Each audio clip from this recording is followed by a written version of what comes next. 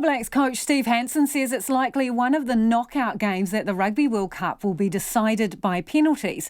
A record number of red and yellow cards have been handed out at the tournament, and now the team is changing its approach to training. Rugby reporter Joe Porter is in Tokyo and joins us now.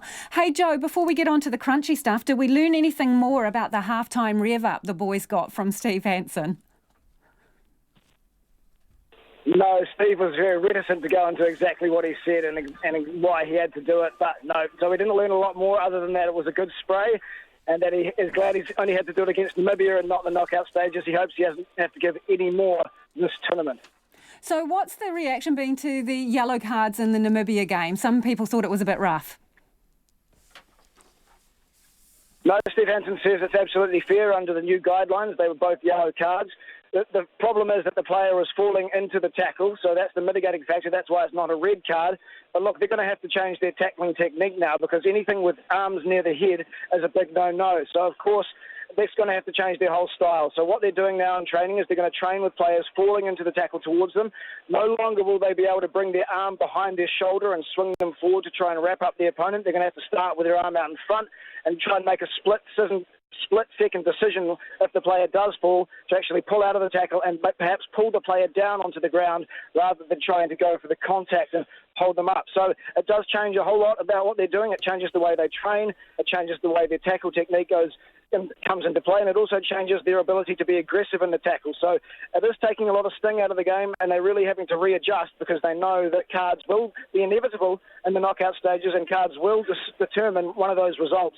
So it is a real core, I guess, in the works for these guys, and Steve Hansen and his coaching staff are going to have to come up with a whole bunch of different techniques and solutions to get around these new guidelines by World Rugby because they were two fair yellow cards. Yeah, so I suppose that's the training aspect of it and how they're executing their plays. But what about selections? Is it going to affect that too? Not selection, but it will affect training with 14 men. They're going to have to train for the scenario where they have lost someone to a red card. So they're putting a lot more emphasis in training on that. It'll also come down to training with the way they do their tackles has completely changed. They're going to have to take some aggression out of it. They're going to have to try and make split-second decisions on the field. It won't change who they pick.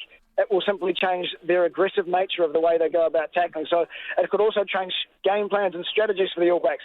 Now, we know the All Blacks like to tackle hard on defence and try and force turnovers and strike on the counter-attack. Now they're looking at perhaps holding on to the ball a lot longer than they typically would during a game. Possession will become key. It's better to be the attacking team than the defending team because, of course, anyone that goes near the head with a tackle is going to get carded. So now they're looking at ways to, I guess, combat that, solutions to get around those guidelines, and one of them is going to be holding on to the ball for a lot longer periods of time than they ever had before. Steve Hansen said yesterday in the last 15 minutes he didn't want the All Blacks to have to make any tackles. He didn't want anyone else lost to a yellow or red card. He doesn't want any problems with the sighting commissioner, so he wants the players now to hold on to the ball a whole lot more than they have been. So it's going to completely change the structure of the All Blacks game, their strategies and their game plan. Thanks, Joe. That's Joe Porter.